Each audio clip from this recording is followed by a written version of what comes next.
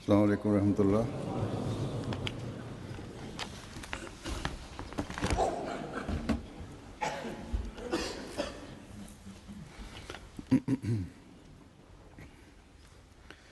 أشهد أن لا إله إلا الله وحده لا شريك له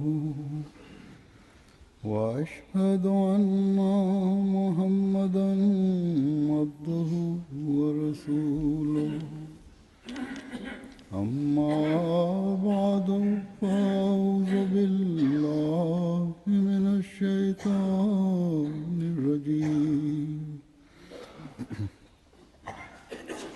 بسم الله الرحمن الرحيم الحمد لله رب العالمين الرحمن الرحيم مالك يوم الدين إياك نعبد وإياك نستعين اهدنا الصراط المستقيم صراط الذين أنعمت عليهم غير المغضوب عليهم ولا الضالين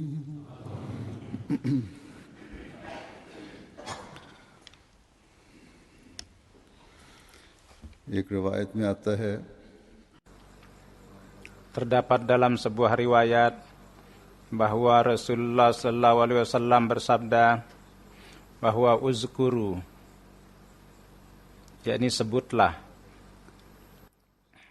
uzkuru mahasina mautakum, sebutlah kebaikan-kebaikan orang-orang yang wafat di antara kamu, dan kemudian bersabda, selanjutnya bersabda bahwa janganlah sebutkan keburukannya. Di dalam diri manusia terdapat kebaikan-kebaikan dan kelemahan-kelemahan, tetapi sesudah wafat, karena hubungan manusia dengan dunia ini sudah terputus, oleh karena itu sekarang keburukan-keburukan dan kelemahan orang tidak perlu disebutkan. Iya, kebaikan-kebaikannya dan keindahan-keindahannya perlu disebutkan. Dari itu akan tergerak untuk melakukan kebaikan. Dan kedua, orang yang wafat, yakni untuk pengampunannya akan keluar doa dan akan ada sarana untuk pengampunan ketika disebutkan kebaikan-kebaikannya. Sebagaimana saya telah katakan, bahwa kebaikan-kebaikan dan kelemahan-kelemahan terdapat di setiap orang. Bahwa ini merupakan fitrat manusia. Kadang-kadang dia tergerak untuk melakukan kebaikan dan kadang-kadang kelemahan-kelemahan. Tapi ada sebagian manusia yang kebaikan-kebaikan dan keindahan-keindahannya sedemikian rupa cemerlang sehingga kelemahan-kelemahan manusia sama sekali menjadi jauh dari pandangan manusia. Kebaikan-kebaikannya sedemikian rupa luasnya sehingga kelemahan-kelemahannya itu tersembunyi di belakangnya. Dan sangat mujur sekali orang-orang yang seperti itu, yang kebaikan-kebaikannya, keindahan-keindahan yang dimilikinya, setiap orang yang mengetahuinya akan tertarik. Di dalam sebuah hadis, apabila kondisi seperti itu, orang itu akan menjadi wajib surga baginya. Hari ini saya akan menyebutkan tentang seorang yang setiap orang yang mengetahui dalam menjelaskan kebaikan-kebaikannya menjadi buah bibir. Seorang berkaitan dengan seorang yang bukan orang Ahmadi Hindustan dan Pakistan, bukan pula merupakan anak dari seorang sahabat atau keturunan Ahmadi, atau dia dari mazhab, atau dia di bawah bimbingan khilafat dari kecil sampai dewasa, tidak. Bahkan beberapa tahun yang lalu dia baiat di tangan Hazrat Masih Maud alaihi salatu wasalam dan telah meninggalkan banyak orang dalam hal kebaikan. Itu adalah saudara kita yang terhormat Rawil Bukhari, yang adalah orang Rusia yang wafat pada tanggal 24 Februari. Innalillahi wa inna ilaihi rajiun. Kendati ini adalah merupakan murid Hazrat Masih Maud alaihi salatu wasalam di Rusia, yakni yang beriman kepada beliau, adalah merupakan orang yang pertama dari orang yang sangat sedikit di masa permulaan, tetapi di dalam keikhlasan dan kesetiaan dan ketulusan dengan hubungan dengan khilafat yang luar biasa, kerendahan hati dan amanat Hazrat Masih Maud alaihi salatu wasalam dalam hal menyampaikannya, kegelisahannya, keinginannya adalah merupakan bintang yang sedemikian rupa yang telah memberikan bimbingan kepada banyak orang.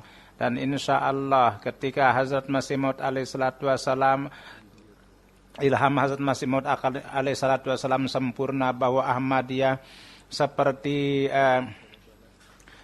pasir tersebar di Rusia, maka insya Allah penghormatan Rawil Bukhari akan senantiasa diingat. Pada saat ini kita akan mendengarkan, saya akan menyebutkan tentang Rawil Bukhari yang terhormat. Rawil Sahib dalam penghormatan terhadap jemaat itu beliau sangat luar biasa, dan itu telah beliau lakukan ketika beliau mengenal jemaat. Dan pada saat itu belum mengenal Ahmadi. Waktu itu beliau menerjemahkan, beliau bekerja di BBC dalam program bahasa Rusia. Dia telah selesai di situ, maka beliau secara sempurna mewakafkan dirinya sedemikian rupa siang malam. Itu hanya satu tekad beliau, bahwa dalam corak bagaimana jangan ada waktu yang senggang itu tidak dilewatkan tanpa berkhidmat kepada Ahmadiyah. Setiap saat itu supaya saya khidmatkan untuk jemaat. Pada waktu wafat juga itu penuh dengan gejolak pengkhidmatan. Dan untuk MTA, untuk membuat beliau datang untuk membuat program di MTA.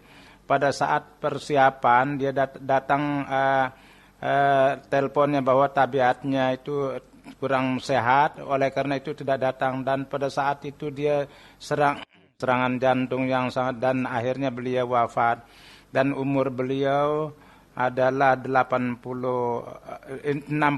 tahun. Keluarga beliau tidak ada anaknya sebelum sudah wafat, anaknya sebelumnya. Dengan hubungan beliau dengan jemaat itu adalah di awal 1900. Beliau dia datang dari Tatar sebagai peneliti. Pada saat Khalifatul Masih Rabi keempat, beliau dalam mulakat itu beliau masuk ke dalam jemaat pada waktu perkenalan dengan Khalifatul Masih keempat. Beliau sendiri menjelaskan bahwa Rawil Sahib, bahwa satu kali di satu tempat, kendati saya adalah kelahiran orang Islam, tapi akibat daripada daerah ateis pada sampai 1979 itu saya tidak mengetahui Islam. Pada saat itu, pada bahasa saya adalah bahasa Tatar yang dilarang pada saat itu, dan bahasa Tartar itu dikeluarkan dari pendidikan, tapi pengaruh Islam di Tatar itu baik itu ada pengaruhnya. Dan setiap pekerjaan dimulai oleh bismillah di setiap tempat, walaupun Islam dihapuskan, dan senantiasa ada pengaruh Islam di kalangan orang-orang di sana. Oleh karena itu dari ateis sangat keras dalam keluarga kami, dan saya tidak bisa katakan bahwa saya tersembunyi sebagai umat Islam dan selalu memperhatikan saya bisa pergi ke masjid. Sama sekali tidak seperti itu. Saya bukan mahasiswa yang baik, yang apa yang ada dalam diri saya itu yang saya kerjakan.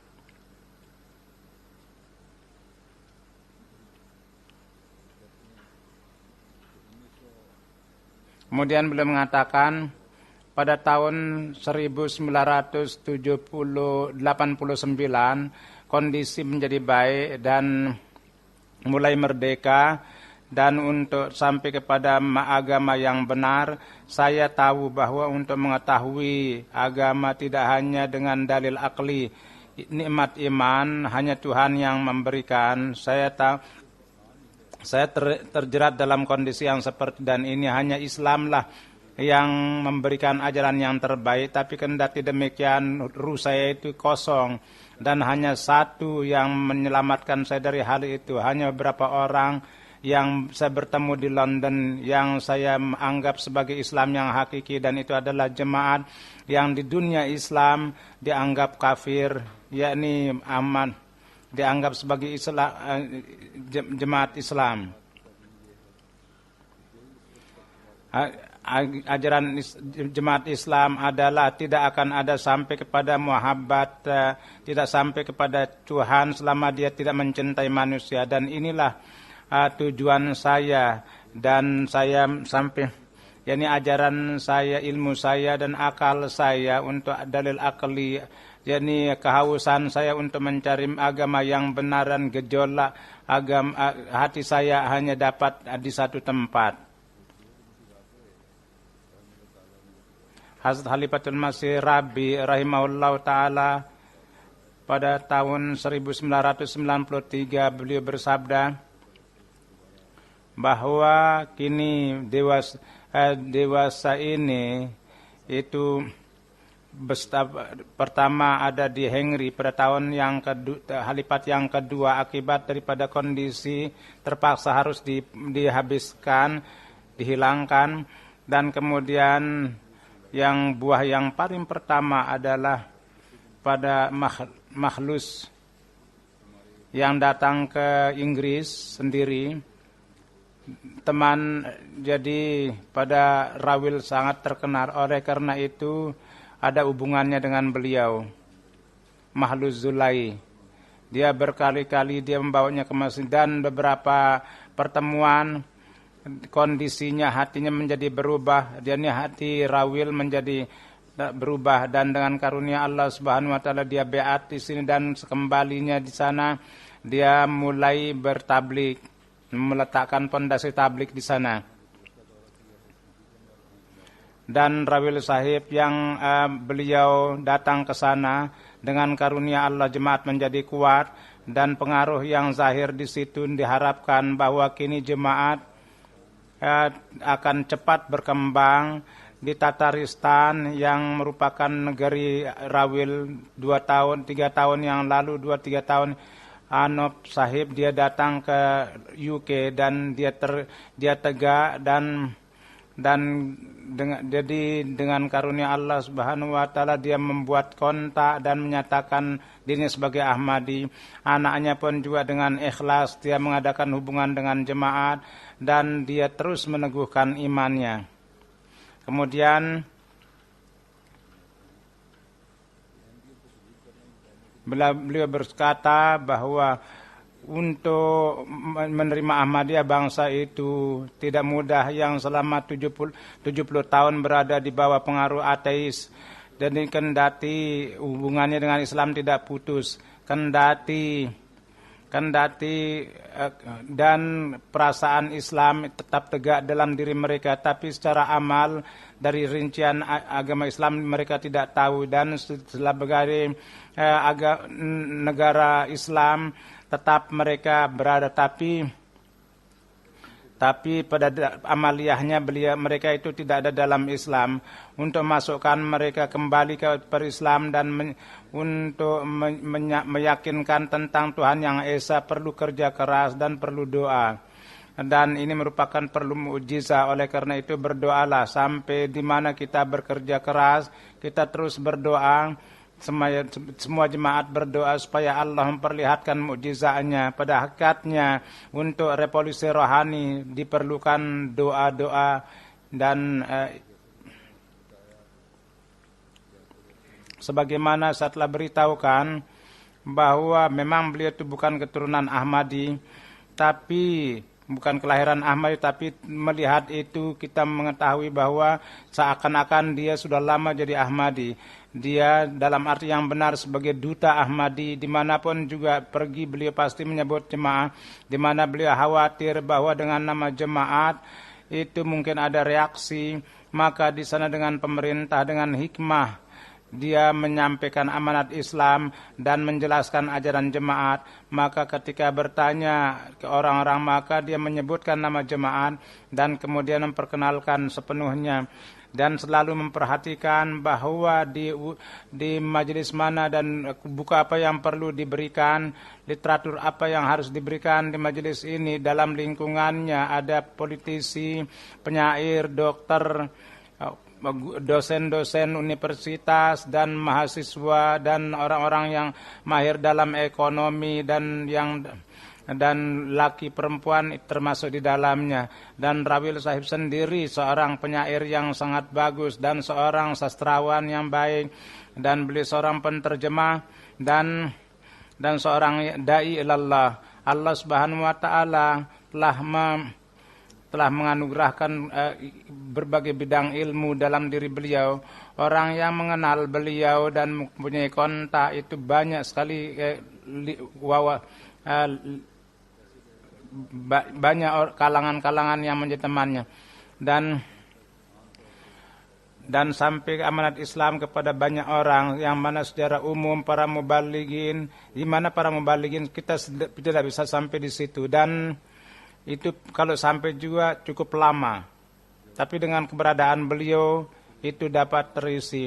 Ketika beliau pergi ke Moskow, maka sebagai ilmi di majelis-majelis ilmi dan syair-syair beliau masuk di sini, dan beliau menyebutkan dalam berbagai corak tentang jemaat, dan beliau menyebutkan tentang jemaat, tentang Ahmadi, bahwa beliau akan memperkenalkan jemaat di tempat itu, dan bahwa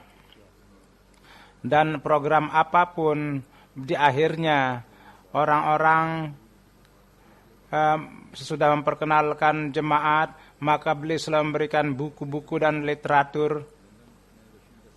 Dari sejak di London ini diadakan bidang bahasa Rusia di London, maka beliau bekerja dengan keras. Beliau senantiasa sibuk. Beliau tidak menghiraukan apapun. Semua perhatian beliau itu tertuju kepada pekerja jemaat, dan tidak ada pekerjaan yang beliau tinggalkan. Orang mubalik yang bekerja dengan beliau, kadang-kadang kami capek, maka beliau tertawa. Katanya, kalian begitu cepat capek. Dubbing khutbah dalam bahasa Rusia beliau sendiri yang lakukan. Maka beliau selalu khawatir tentang Islam. Pekerjaan-pekerjaan ini beliau lakukan secara luas, dan di dalam MTA beliau menyampaikan terjemah khutbah di internet juga. Maka kepada para temannya, beliau meninggalkan teman-temannya, selalu bertanya kepada teman-teman, apakah sudah disempurnakan terjemah khutbah? Dan beliau bertanya, apakah pada waktu minggu bisa mendubbing? kadang-kadang pada hari Jumat sore bahwa sampai kapan kalian menyempurnakan terjemah, dan sebelum tidak menyempurnakan dubbing khutbah, rekaman khutbah, maka beliau selalu gelisah. Pada hari-hari jalsah, kesibukan beliau dan kerja keras beliau sangat istimewa.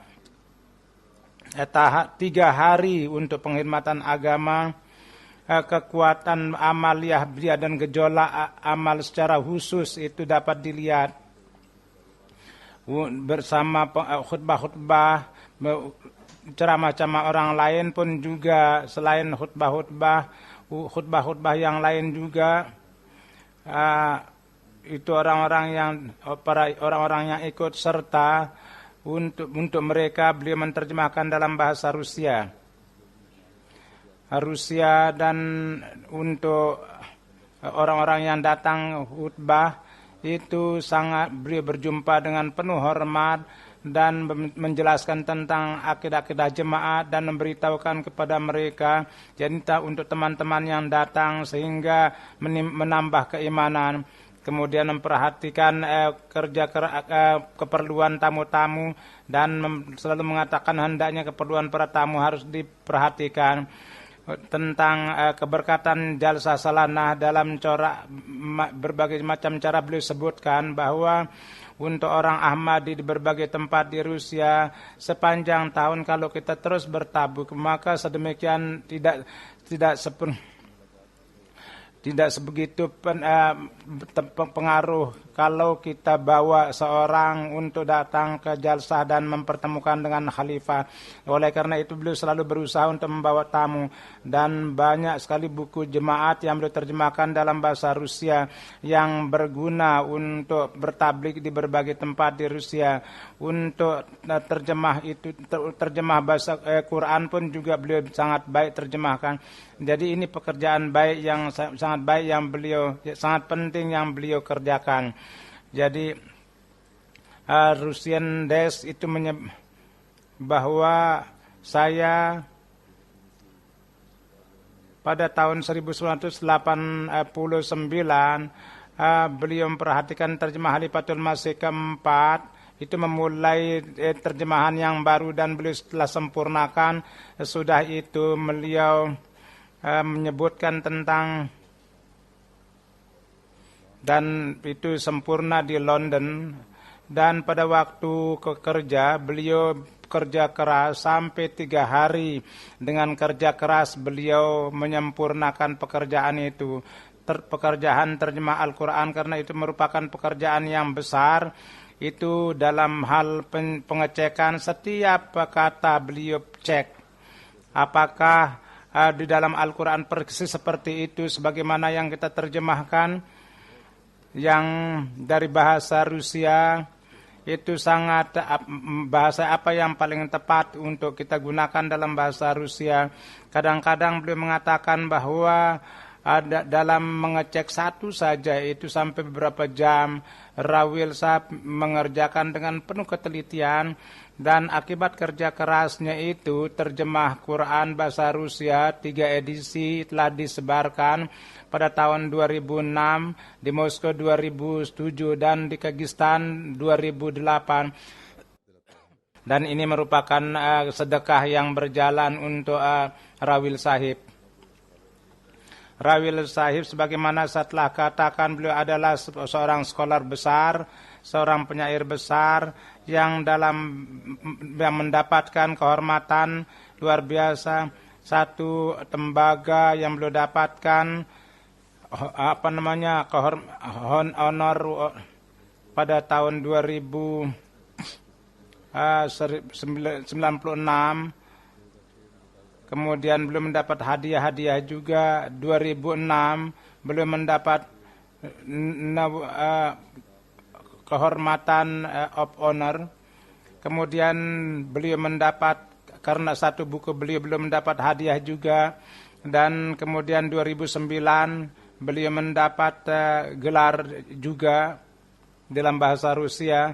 Kemudian pada tanggal 13 Oktober beliau The Order of cultural, walhasil beliau juga sebagai anggota berbagai society dan di berbagai tempat. Sebagaimana saya telah katakan bahwa di BBC dalam bahasa Rusia juga beliau bekerja. Itu teman beliau, Ustal adalah Ostels, yang beliau mengatakan bahwa itu beliau adalah sebagai pimpinan pada waktu beliau wafat. Beliau mengatakan tentang kenang-kenangannya. Jadi teman kami Rawil Bukhari itu tidak lagi di antara kami. Rawil Bukhari kurang lebih kami selalu bekerja bersama-sama dan saya menganggap diri saya sangat mujur bekerja bersama teman yang sangat baik. Beliau kemudian menulis bahwa dari segi pendidikan Rawil Sahib adalah seorang yang luar biasa, tapi seorang penyair yang luar biasa yang punya iman yang kuat, seorang Islam yang kuat iman. Tapi ketika kalau dikatakan beliau seorang alim, maka itu tidak salah. Rawil Sahib akibat daripada keilmuan beliau, banyak orang yang beliau pengaruhi. Jadi beliau adalah seorang yang tersebar kemampuannya di berbagai bidang.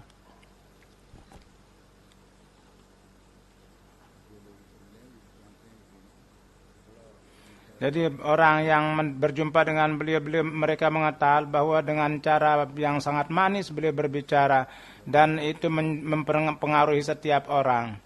Rawil Sahib dalam kitabnya Darugabul itu dalam bahasa Rusia, hanya Tuhan yang tahu kemana, dalam menyebutnya bahwa bagaimana memperkenalkan jemaat. Dari satu kali pada sore hari, pada waktu sore di sini dia duduk di TV.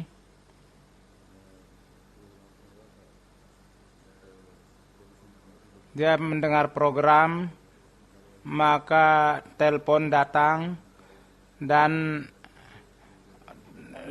orang rumahnya mengangkat telepon. Dia mengatakan bahwa saya tidak. Maka dia mungkin ada telepon dari seorang dari Inggris.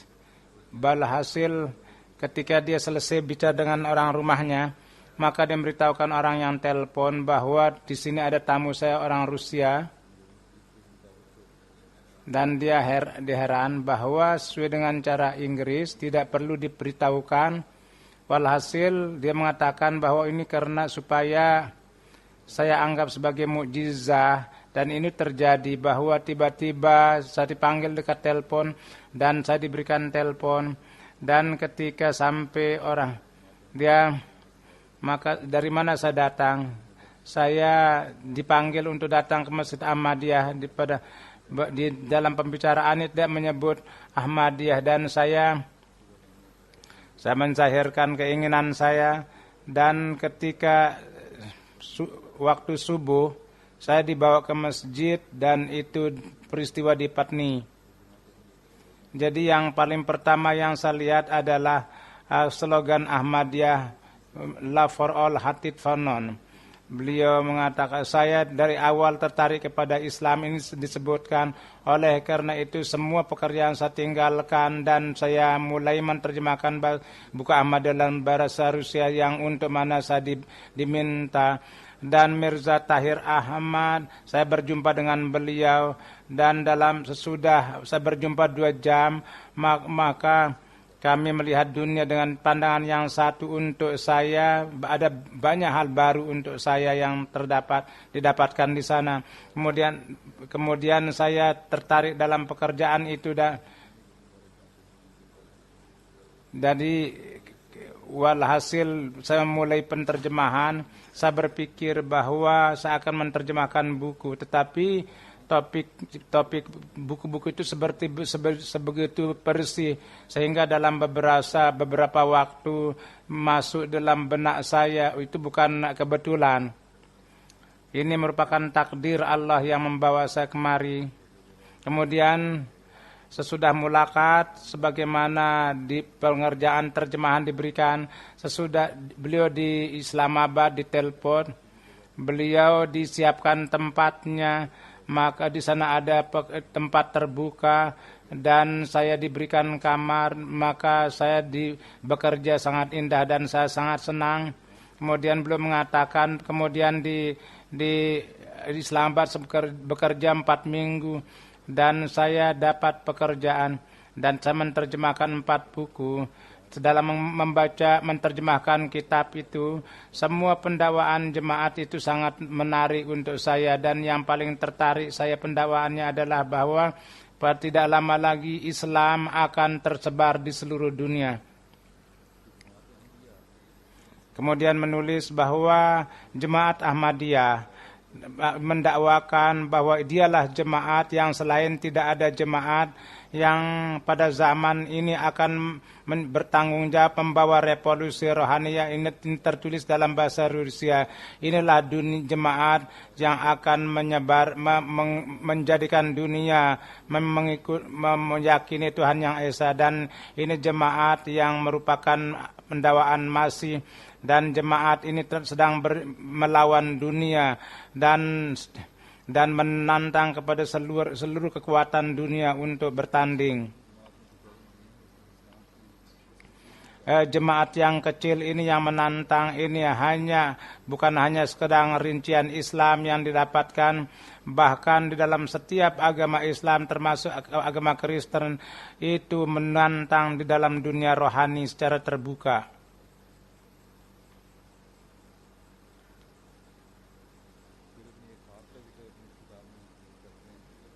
Kemudian beliau menyebutkan mimpinya dalam kitab itu, bahwa dalam mimpi saya melihat bahwa di Masjid Karjan saya sembahyang di tingkat kedua dan banyak orang melaksanakan sunnah, tapi di depannya ada sholat berjamaah. Maka saya melihat bahwa orang-orang itu ditahan di mihrab, dan orang-orang yang hendaknya mengarah ke sana tapi mengarah ke jendela, di mana di atas saya ada sinar matahari. Saya bertanya kepada Dilin, kenapa tidak ada orang ke arah orang-orang? Maka dalam mimpi itu saya mengatakan, ya, saya adalah dalam perjalanan, dan sesuai dengan ajaran Islam, seorang musafir itu dia melihat ke arah yang menuju kepada perjalanan. Maka saya dari pihak arah yang datang cahaya itu saya mengarah. Maka beliau menulis bahwa dalam menyebut mimpinya bahwa untuk salat berjamaah dikatakan takbir, maka saya bersama orang-orang berdiri. Maka pemandangan ini katanya berubah. Apa tiba-tiba yang saya lihat? Maka saya telanjang. Saya hanya kepala saya itu yang terikat. Namun saya tidak ada malu. Maka kondisi masjid pun sangat aneh juga, dan di sana orang-orang Tartar juga. Saya di hadapan orang-orang itu dalam keadaan telanjang. Saya tidak malu seperti anak kecil. Saya berpikir bahwa seperti inilah di hadapan Allah. Jadi mimpi itu dijelaskan kepada Hazrat Khalifatul Masih Rabi bahwa manusia tidak ada yang bisa mengharapkan bahwa secara rohani dia kembali mulai perjalanan kepada Tuhan yang Esa sebelum dia membuka pakaiannya. Dan saya dalam kondisi ini saya mengetahui bahwa kini tidak ada bimbingan saya, maka terbuka pada saya bahwa secara rohani tidak perlu, bahkan semua dosa-dosa yang lalu harus bersih, dan hanya Tuhan yang bisa membersihkan, dan memulai kehidupan baru pun juga merupakan pekerjaan yang sangat penting. Beliau mengatakan, ketika saya memutuskan untuk berjalan pada jalan ini, dan saya berjalan bersama jemaat Ahmadiyah dan orang-orang yang lain pun saya memanggil, yakni saya menampilkan orang-orang ke dalam bahasa Rusia, maka banyak sekali keinginan yang tersembunyi menjadi sempurna, dan semua. Kemudian beliau menyebutkan akan beberapa peristiwa tentang dirinya dalam buku itu.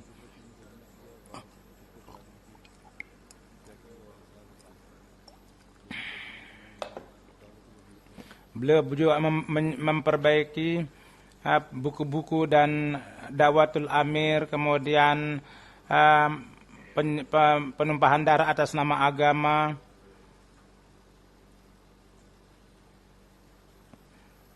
kemudian Muslim Festival, kemudian beberapa keadaan dan banyak buku-buku dalam bahasa untuk anak-anak, kemudian untuk perbaikan Islami usul falsafah dan Islam, masih di Hindustan, ajaranku, Islam keiktidarzin nazam, kedudukan perempuan dalam Islam, dan termasuk di dalamnya adalah kehidupan Rasulullah, Life of Muhammad, kemudian buku-buku terjemahnya itu yang beliau lakukan, yang beliau secara khusus untuk orang Rusia kami sangat penting. Walhasil pekerjaan yang paling penting itu adalah terjemahan Al-Quran yang pernah saya sebutkan.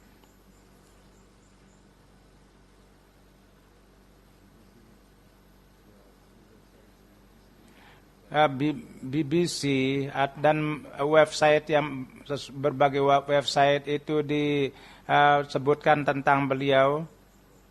Maka beliau menulis satu topik, yaitu orang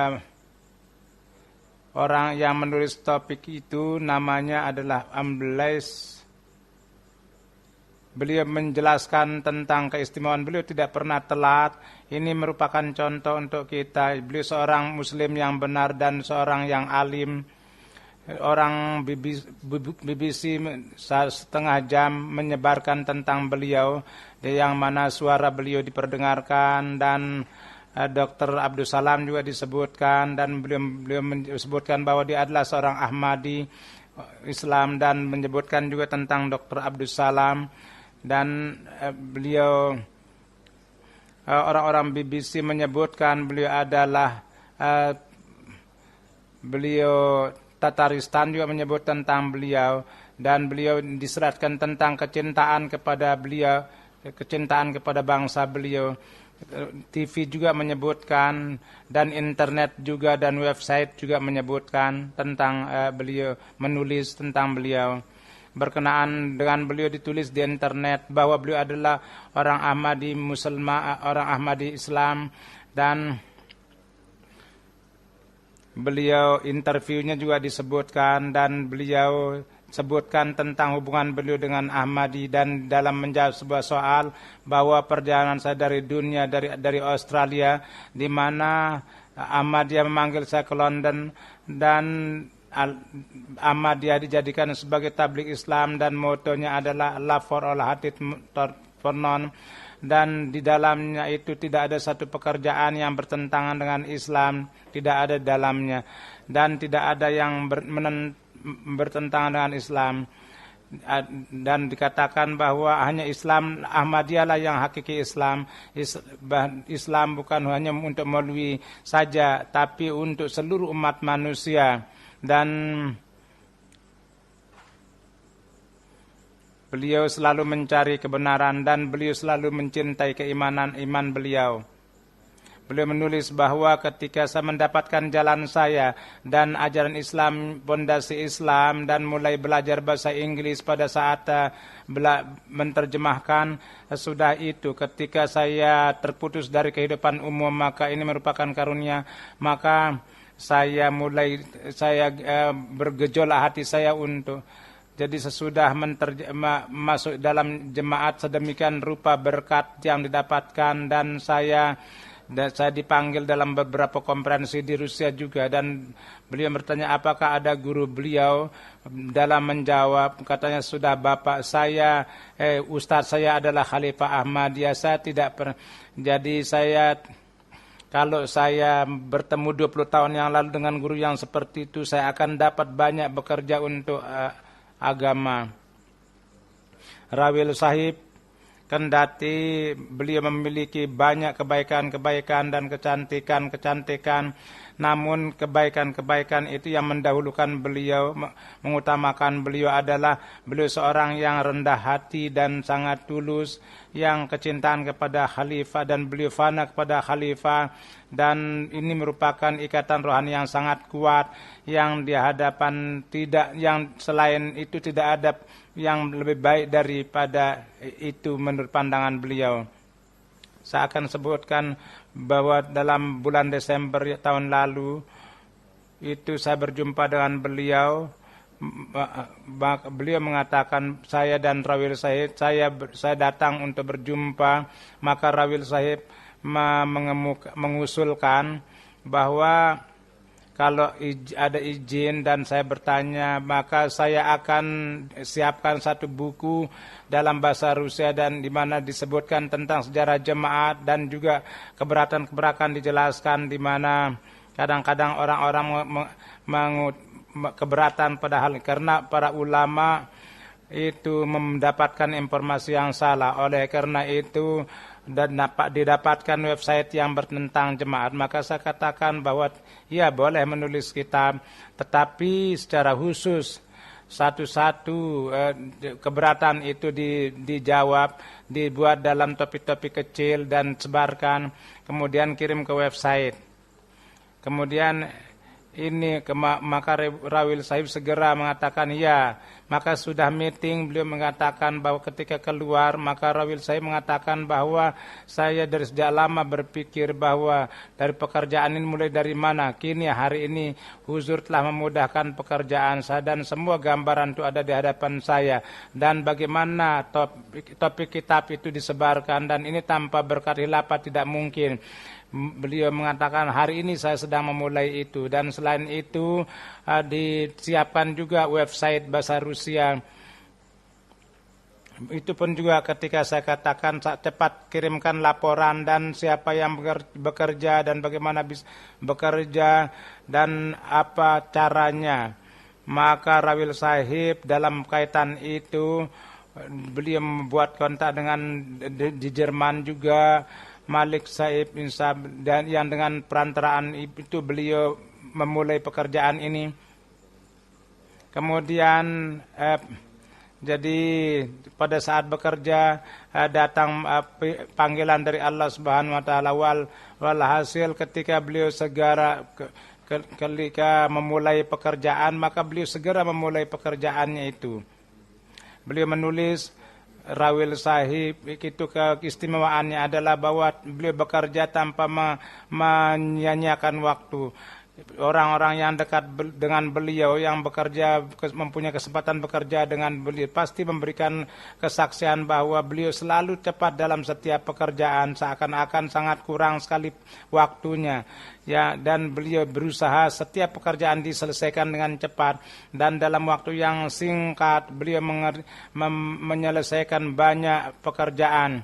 Dan dengan karunia Tuhan kalau ada terhenti, maka katanya kalian apakah capek? Saya sama sekali tidak capek dalam waktu pekerjaan. Kalau ada waktu makan, maka beliau cepat-cepat menyelesaikan makanannya, dan senantiasa selalu memperhatikan kemajuan jemaat. Dan ketika pergi ke London, maka selalu membuat program. Dan ketika kalau tidak kita memperhatikan ini, dan kalau tidak kita menarik perhatian orang dengan cara ini, maka tidak akan sampai dengan cepat amanat Ahmadiyah kepada orang-orang. Beliau katakan untuk Moskow, Kazan, dan tidak dalam bentuk bangunan bahkan flat, bahkan maka beliau mengatakan bahwa orang-orang berpikir katanya kita pun juga untuk kemajuan jemaat harus membeli bangunan-bangunan besar, bukannya hanya flat. Dan kapan saja usul-usul maka saya lihat bahwa kalau lebih untuk usul ini, maka kadang-kadang untuk maka dengan sangat ditekankan beliau dan tidak pernah ada kekecewaan di dalam diri beliau walaupun usulnya ditolak dan beliau tidak pernah putus asa, bahkan usul lain pasti akan beliau beri mintakan atau cara-cara lain dalam bekerja beliau usulkan. Jadi cara beliau adalah dengan secepat-cepatnya amanat Ahmadiyah itu disampaikan ke Rusia. Seorang mubalik kita, Sayyidur Rahman Sahib juga menulis bahwa Rawil Sahib ada 24 tahun beliau menerima Ahmad, tapi pemahaman tentang kedudukan Ahmadiyah seakan-akan beliau dari generasi-generasi sudah menjadi Ahmadi, dan kadang-kadang ini merupakan penjelasan kepada orang Ahmadi bahwa untuk kemajuan jemaat di Rusia itu senantiasa beliau sangat mempunyai gejolak yang luar biasa, yakni supaya pekerjaan tablik di Rusia dipercepat dan लेकिन अगर कभी खुलफाए वक्त उनकी किसी तजवीज़ को किसी वजह से मुनासिब न समझते या वही काम किसी और रंग में करने का कहते तो कभी भी किसी atau dalam corak lain pekerjaan itu maka tidak ada kecewaan yang terlihat dalam wajah beliau kalau usulnya ditolak. Dan beliau mengatakan kalau ada perintah khalifah maka dalam hal itu kalau mengusulkan yang lain itu adalah dosa kalau bertentangan dengan kehendak khalifah. Kemudian ini adalah karena ini merupakan contoh untuk orang-orang yang baru beat dan untuk orang-orang Ahmadi yang sudah lama juga. Pada waktu wafat dalam bela sungkawa beliau mengatakan bahwa beliau adalah seorang yang pemikir yang luar biasa dan banyak pekerjaan-pekerjaan yang berguna yang beliau lakukan. Beliau menganggap keimanan beliau untuk bekerja untuk Islam, oleh karena itu beliau memilih jemaat Ahmadiyah dan masuk di dalamnya. Kemudian seorang muallim kita di Kazakhstan itu menulis dalam suratnya bahwa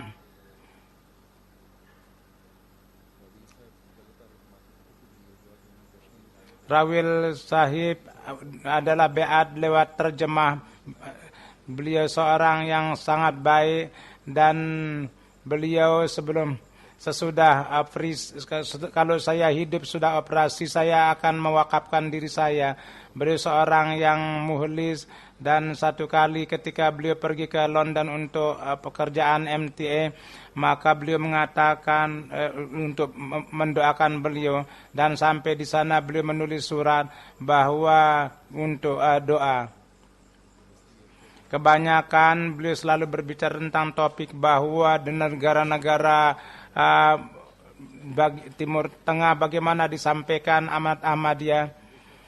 Jadi dalam membaca bukunya dapat kita ketahui bahwa beliau senantiasa berusaha bahwa dengan cara yang secepatnya itu amanat Ahmadiyah itu disampaikan kepada orang-orang yang bahasa Rusia. Kemudian beliau menulis bahwa Rawil ketika membaca dalam suaranya di khutbah maka beliau dengan cara yang terbaik beliau baca sehingga bahwa supaya orang dapat mendengar suara imam. Seorang yang merupakan sadar jemaat di Moskow menulis bahwa Rawil Sahib adalah seorang yang sangat Tuhan memberikan ilmu yang luar biasa kepada beliau yang dengan itu beliau dengan terbuka memberikan faedah kepada orang lain dan secara sempurna beliau telah wakafkan waktunya untuk jemaat. Dan setelah itu kerendahan hati, keistimewaan beliau dan ketulusan dan sifat pengampun dan hanya memohon keinginannya hanya kepada Tuhan dan semua keahliannya beliau serahkan kepada jemaat. Jadi mubalik kita menuliskan bahwa bahwa saya senantiasa masih ingat bahwa ketika khutbah beliau disebarkan dalam bahasa Rusia 2 tahun yang lalu, maka bersama saya ada seorang sepuh kita, dia melihat khutbah. Ketika selesai khutbah, maka semua mata orang menjadi menangis dan semuanya memeluknya. Inilah khutbah yang direkod oleh Rawil Sahib, dan kemudian mulai mata rantai khutbah itu. Dari sejak itu dan jadi semua orang, jadi yang paling pertama mendapat karunia menyampaikan khutbah Jumat Hazrat Khalifatul Masih adalah beliau. Kemudian menulis bahwa sudah itu beliau datang sesudahnya, tapi dari berkat khilafat beliau dulu dari kita. Mudah-mudahan Allah memperlakukannya dengan kasih sayangnya. Mudah-mudahan Allah Subhanahu wa taala memberikan jemaat orang-orang yang seperti itu yang tidak terhitung. Kini sesudah sholat Jumat, saya akan mensolatkan jenazah beliau.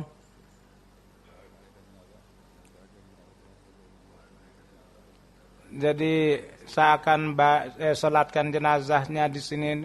Sesudah itu ada lagi jenazah yang lain. Satu adalah Saibzada Daud Ahmad, putra anak dari Safiq Sahib Zila Banu. Saibzada Syahid adalah dari Nanial, atau itu beliau adalah cucu dari Sazada Abdul Latif Sahib. Sazada Abdul Latif Sahib marhum adalah Saibzada Daud. Beliau ini pada tanggal 23 Januari jam 10 kurang seperempat disahidkan di Norang. Innalillahi wa inna ilaihi rajiun. Ibu Saibzada Abdul Salam Sahib, ya, merupakan anak daripada Saibzada Abdul Latif. Beliau adalah cucu daripada Saibzada Abdul Latif. Begitu juga dari pihak kakek daripada adalah merupakan beliau nikah di Mirpur dan kemudian masuk ke dalam jemaat Lahore keluarganya itu. Sahib Zada Daud keluarga adalah sesudah kewafatan Sazada Abdul Latif, beliau pergi ke Norang dan kelahiran beliau pada tahun 1955. Sebagaimana saya telah katakan bahwa beliau tanggal 23 Januari jam 10 kurang seperempat, beliau untuk satu pekerjaan beliau pada waktu subuh, beliau keluar di pasar, maka seraya Norang ada 2 orang yang menggunakan sepeda motor menembak beliau dan kemudian mereka lari. Sebelum kewafatan kesahidan beliau pada tanggal 17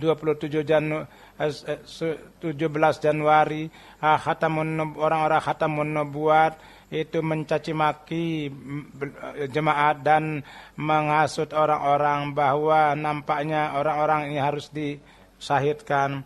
Syahid marhum sebagaimana saya katakan, keluarganya di Nadial itu banyak yang menjadi agar Ahmadi Mubayyi, yakni menjadi Lahori. Beliau beat 8 tahun yang lalu dan masuk dalam jemaat Mubayyin, dan sedangkan keluarganya semua jadi jemaat Lahore. Beliau sangat tulus dan sangat teratur dalam canda dan dalam jual beli sangat bagus sekali. Dan beliau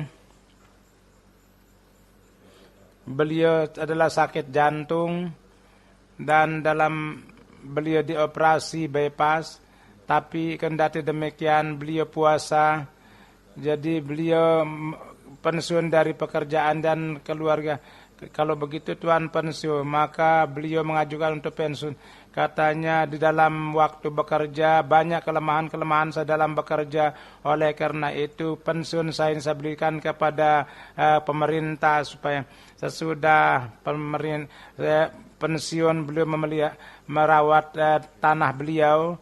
Dan Sayyid marhum dari keluarganya, dari selain 2 keluarganya, ada istri beliau tidak punya anak. Orang-orang Ahmadi secara sporadis, bagaimana kita dengar, itu disyahidkan di Pakistan, tetapi apakah kesahidan kita ini akan melemahkan tujuan kita? Berkali-kali saya katakan bahwa misalnya seperti peristiwa di Lahore, ada 86 yang syahid. Mungkin pandangan orang itu semangat Ahmadiyah menjadi jatuh. Tetapi dari anak-anak dan wanita-wanita saya dapat surat bahwa semangat kami lebih besar dari sebelumnya. Dan untuk pengorbanan kami mohon supaya kami pun juga ikut serta dalam pengorbanan. Dan tidak hanya ucapan saja, bahkan secara praktik mereka menzahirkan. Dan beberapa hari yang lalu di Raya itu seorang perempuan yang disyahidkan, yang saya salatkan jenazahnya, dan ini merupakan kesyahidan. Orang ini menyerang kepada rumah misi, dan di sana ketika jemaat untuk membela, maka bersama wanita-wanita juga datang. Dan beliau ini adalah perempuan yang masih muda dan banyak anaknya. Beliau tidak takut sama apapun dengan siapa, dan beliau wafat di situ. Dan dengan semangat, dengan senang hati beliau melawan. Dan jadi inilah wanita Ahmadi ya, dan anak-anak yang dengan pengorbanan itu mereka tidak pernah tertahan. Jadi hari ini orang yang syahid, Sahibzada Daud Sahib, kesahidan beliau pun juga mudah-mudahan Allah menerima kesahidannya. Kebaikan-kebaikannya dengan menerima, dan beliau mendapat taufik untuk menerima masuk beat, dan beliau juga diberikan taufik bahwa kedudukan kesahidan beliau juga dapatkan. Ini adalah akibat mata rantai daripada keteguhan iman orang-orang Ahmadi yang dari sejak 100 tahun itu terus berjalan. Dan yang awalnya itu hari ini adalah syahid yang kita baca, yakni datuk beliau Sahibzada Abdul Latif, itu telah korbankan untuk kemajuan Islam yang kedua, kebangkitan Islam yang kedua kali. Jadi hari ini ruh Sahibzada Abdul Latif, ruhnya gembira bahwa sudah 100 tahun, sesudah 100 tahun pun juga telah menyempurnakan janjinya. Di Pakistan kondisi Ahmadi dewasa ini tambah lebih buruk. Mereka berusaha untuk lebih memperburuk.